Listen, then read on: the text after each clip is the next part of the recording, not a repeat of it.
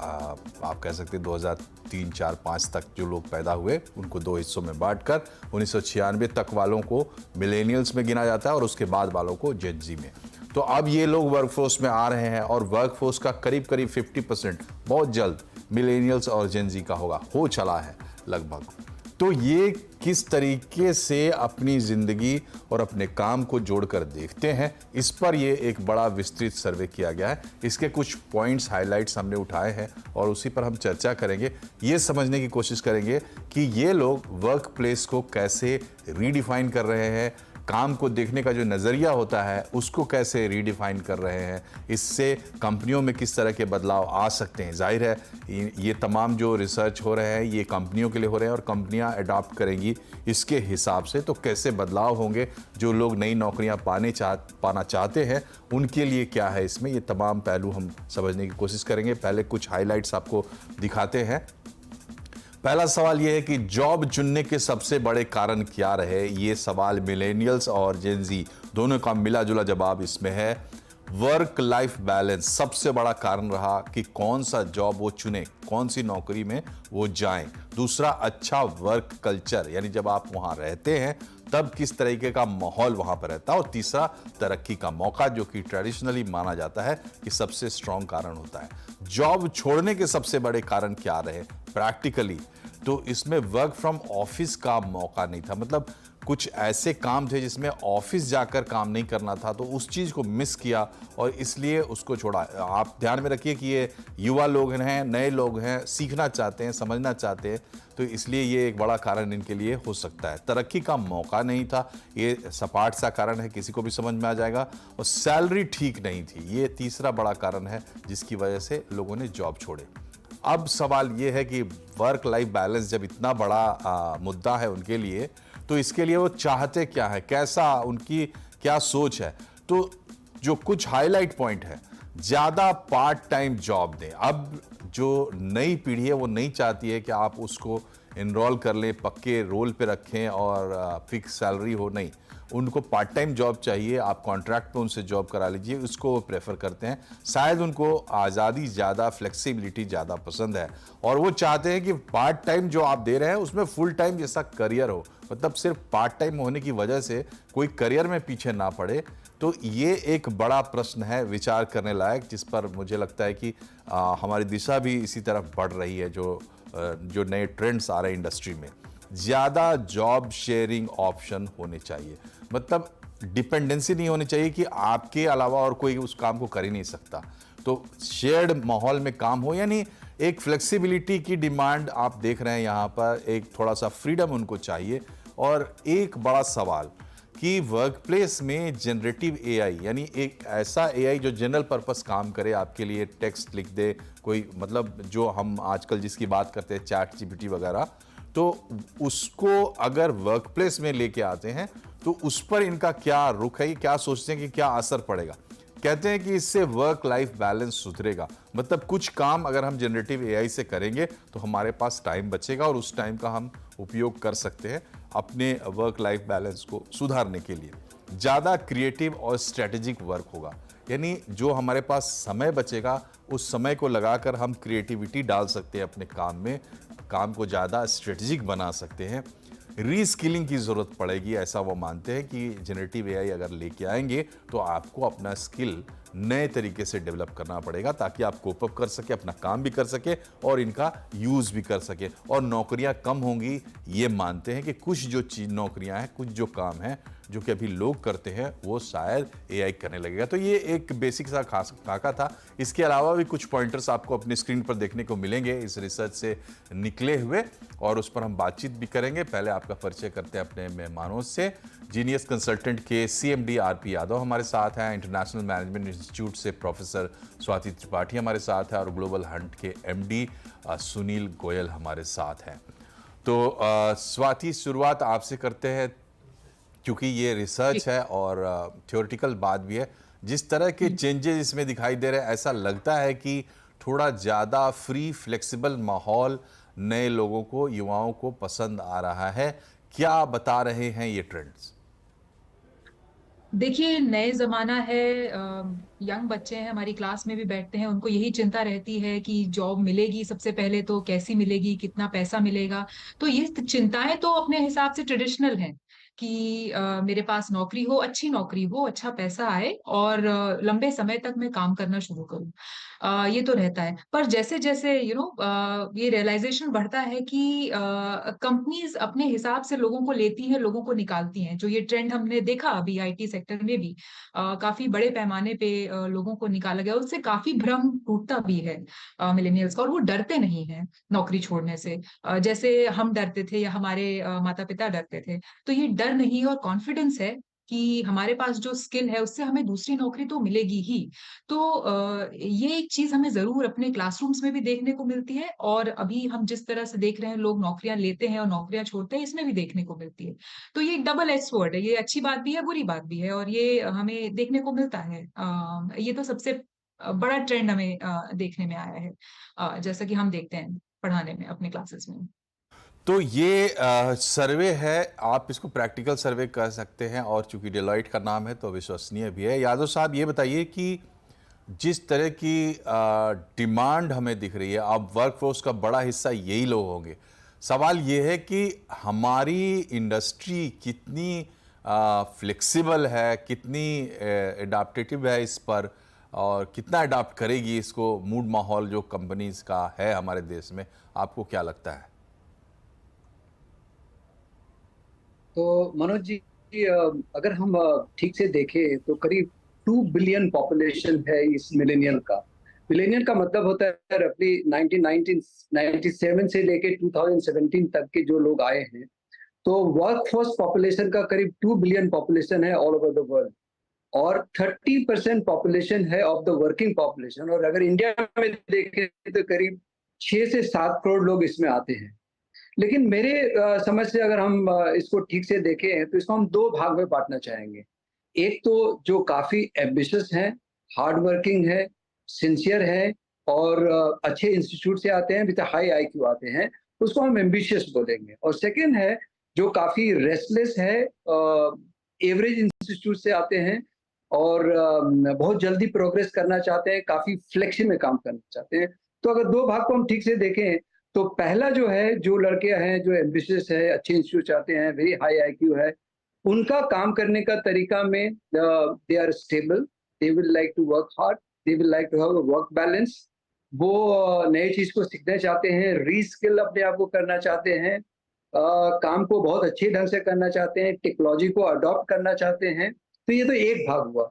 और जो दूसरे ग्रुप बी है, जो एवरेज इंस्टीट्यूट से आते हैं या बहुत एम्बिशियस नहीं है, वो काफी फ्लेक्सी काम चाहते हैं, जो वर्किंग एनवायरनमेंट होता है उसमें काफी रेस्टलेस होते हैं। अगर हमारे पास करीब 70,000 एम्प्लॉयज हैं टेम्प में ऑल ओवर इंडिया में, तो उसका जो मुझे स्टडी जो अभी तक दिखाई पड़ा है उसमें लगता है कि they want to work very fast, they want to change the job after almost about 14 months, they want to have a flexi time, they want to have a work balance time, और उनको बहुत जल्दी progress चाहिए, अच्छे पैसे चाहिए, बहुत जल्दी इंक्रीमेंट चाहिए। So these are the trend, of these people.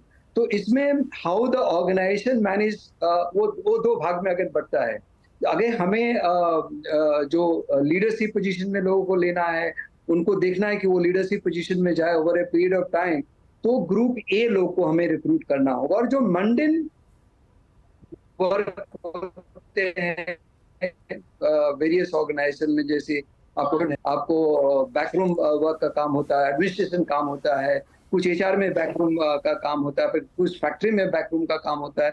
उन सब जगहों में ये ग्रुप बी के लोगों को लोग पसंद करते हैं, और वहां पर वो काफी फिट करते हैं, वो फ्लेक्सी होते हैं, और उनका इनकम भी बढ़ता जाता है, जॉब भी चेंज करते चले जाते हैं। जी, तो ये है तस्वीर। अब चलते गोयल साहब, ये बताइए कि इसमें जो कुछ खास खास चीज़ें आ रहे हैं, अब जैसे इन लोगों की प्रेफरेंस में पर्पस की बात आ रही कि जहाँ ये काम करते हैं वो क्या इनके एथिक्स और इनके बिलीफ्स के से मेल खाता है या नहीं खाता है, कंपनी के गोल्स जो हैं वो इनके पर्सनल गोल्स से मेल खाते हैं या नहीं खाते।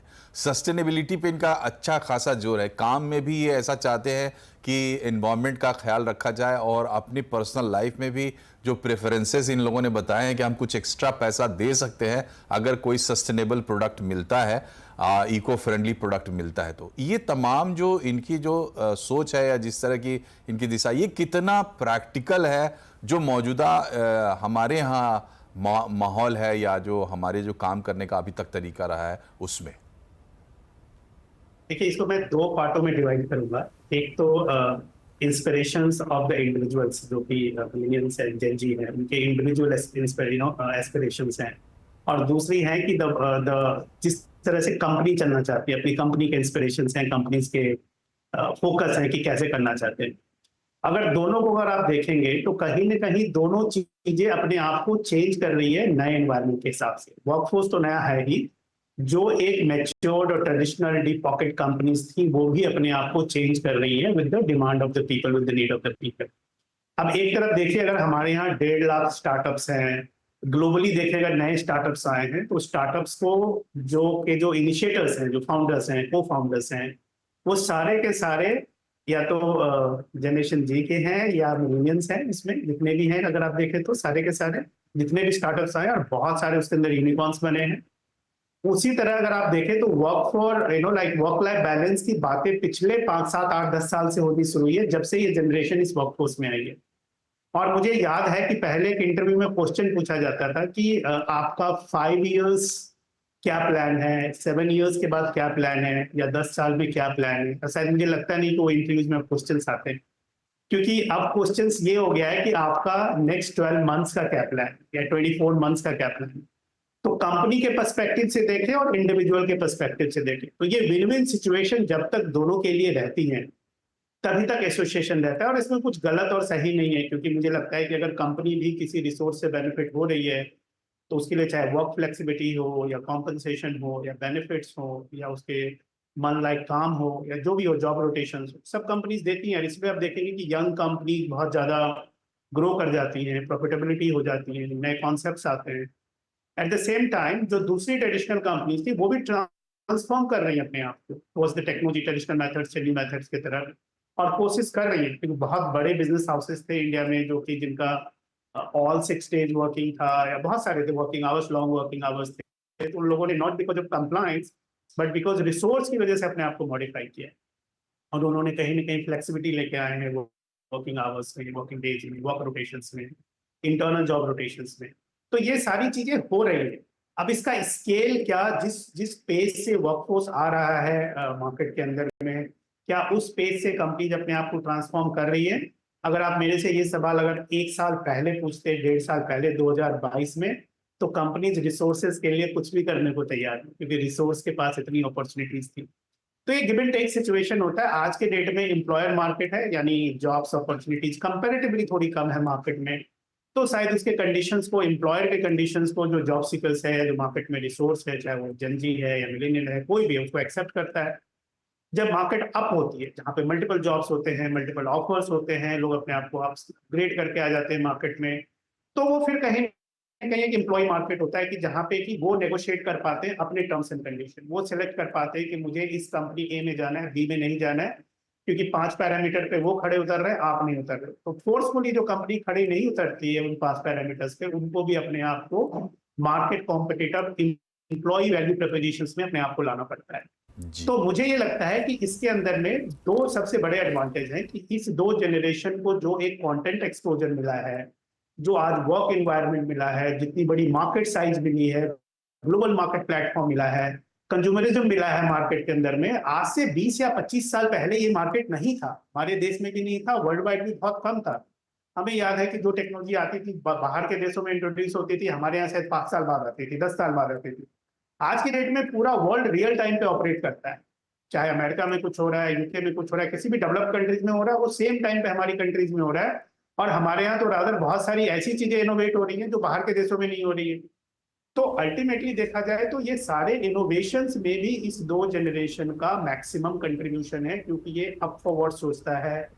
ये किसी चीज, इनको फियर कम है, मेरे से अगर पूछें, इनको फियर बहुत कम है। और जो बड़े इंस्टीट्यूशन से जो बच्चे आते हैं IIT IIM से जो बच्चे आते हैं उनको तो फियर है ही नहीं। जी 2 साल पहले तक तो कोई जॉब करने की सोच ही नहीं रहा था। शायद हम देखते हैं न्यूज में या मार्केट में थोड़ी कंडीशंस हैं कि कितने परसेंटेज लोगों को जॉब नहीं मिला। बट अगर आज से 2 साल पहले या 3 साल पहले जाते तो शायद IIT के मतलब हर 90% लोग ऑफर ड्रॉप कर देते थे। उनको स्टार्टअप करना था, जी IIMs के लोगों को स्टार्टअप करना था, कहीं ना कहीं कुछ पार्टनरशिप करनी थी। जी तो ये मार्केट का सप्लाई एंड डिमांड का है। जब जी फंडिंग ऑर्गेनाइजेशंस नहीं होंगी जी तो बहुत fund करने वाली अच्छा company आपने नहीं- बड़े अच्छे से एक्सप्लेन किया, लेकिन फिर भी मानना चाहिए कि India more of a employer market है अभी तक, अगर पूरा ब्रॉडर पिक्चर हम लेके देखें।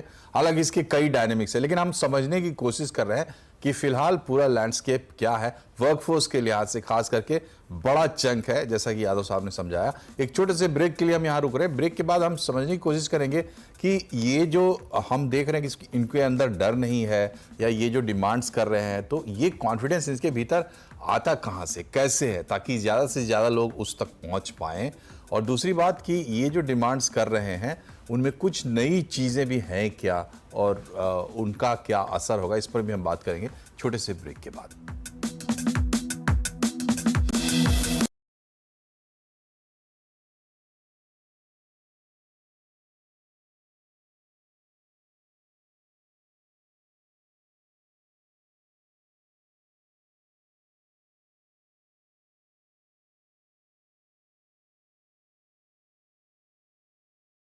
मिलेनियल्स की कि कैसे ये वर्क प्लेस के डायनेमिक्स को अफेक्ट कर रहे हैं, चेंज कर रहे हैं, क्या ये सोच रहे हैं, इनके दिमाग में क्या चल रहा है। यादव साहब, इनको इतना आत्मविश्वास कहां से आ रहा है? मनोज जी, मैं एक प्रैक्टिकल सिनेरियो में देख के चलता हूँ तो आपको समझ में आया कि ये कॉन्फिडेंस इनको कहाँ से आता है। हमारे पास रफली 70,000 टेम्प एम्प्लॉयज हैं और 5% एट्रिशन होता है, तो 3,500 लोगों को हमें हर महीना रिक्रूटमेंट करने का रहता है और नए करीब 2,000 का मुझे मैंडेट मिलता है, तो 5,500 लोगों को रिक्रूट करना पड़ता है। आई मस्ट टेल यू, वो रिक्रूट करने के लिए मुझे इंस्टीट्यूट हुआ, वेंडर्स हुए, अपने लोग हुए, वेबसाइट हुए, जॉब पोर्टल हुए, ग्राम पंचायत हुए, एम्प्लॉयमेंट एक्सचेंज हुआ, NGOs हुए, इतने जगह दौड़ने पड़ते हैं लेने के लिए। I can, and that is the largest escalations. जब हम इन लोगों से मिलते हैं तो इनको कॉन्फिडेंस कहाँ से आता है? कॉन्फिडेंस इसलिए आता है कि आज हम बोलते हैं कि इंडिया में एम्प्लॉयर्स का मार्केट है, लेकिन जब कभी भी हम स्किल बेस्ड लोगों को लेना चाहते हैं तो there is the gap there, and उनको बिकॉज जॉब मिल जाता है, I won't use the word easily, but अगर वो छोड़ दें और 10 दिन भी ट्राई करें या 15 दिन ट्राई करें तो उनको जॉब मिल जाता है। So the biggest confidence is because of the huge opportunities available, and particularly in new rising industry में जो पहले नहीं था, रिटेल है, ई-कॉमर्स है, लॉजिस्टिक है,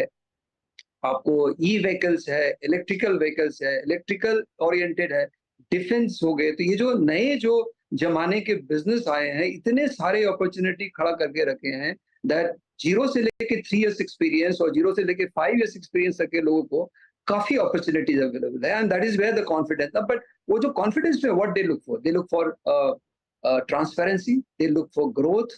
उनको ग्रोथ चाहिए इन कंपनसेशन, उनको ग्रोथ चाहिए फेयरनेस में, उनको ग्रोथ चाहिए आप उनको जो टेक्नोलॉजी देते हैं, जो स्पेस देते हैं, जो वर्क लाइफ बैलेंस देते हैं, फ्लेक्सी चाहिए उसको आने का, उनको जाने का फ्लेक्सी चाहिए। These are things the requirement, and because of that तो मिलेनियल्स दोनों साइड से आप जो कह रहे हैं basically उसका मतलब यही है कि दोनों साइड से इसको सपोर्ट मिल रहा है। जो चेंजेस आप देख रहे हैं इंडस्ट्री के साइड से भी, और चूंकि वो स्किल्ड लोग हैं, दूसरा चीज़ है कि अवेलेबिलिटी ऑफ जॉब्स भी है। स्वाति, ये लोग जो हम तस्वीर यहाँ देख पा रहे हैं उसमें ये है कि अब इनको मेंटल हेल्थ को लेकर ऐसा लगता है कि खुलकर बात करने का मौका मिलना चाहिए, मिल भी रहा है, ऐसा भी कहते हैं, या मैनेजर से भी बात कर सकते हैं मेंटल हेल्थ के बारे में, और मैनेजर्स जो है वो अपने एक्सपीरियंस से कुछ सजेशंस भी देते हैं। ऐसी कई चीज़ें हैं। ऐसा लगता है कि जो लाइफ है उसको ये ट्रांसलेट, हम अपनी लाइफ को अपने घर तक रोक कर रखते थे, दफ्तर तक लेकर नहीं आते थे, हमें यही सिखाया गया था।